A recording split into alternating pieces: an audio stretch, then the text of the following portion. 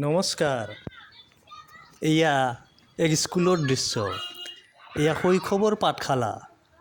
স্কুললৈ গৈ লগৰীয়াৰ সৈতে মুক্ত মনে খেলা যেন এটি ভাবিব নোৱাৰা আনন্দ। শৈশৱৰ পাঠশালাত আমিও এনেদৰে মুক্ত মনে দৌৰি দৌৰি বন্ধু বান্ধৱৰ লগত খেলিছিলোঁ। আজি এই দৃশ্য দেখি সঁচাকৈ নষ্টালজিক হৈ পৰিছোঁ। ধন্যবাদ শৈশৱৰ জীৱন, ধন্যবাদ শৈশৱৰ জীৱন, ধন্যবাদ।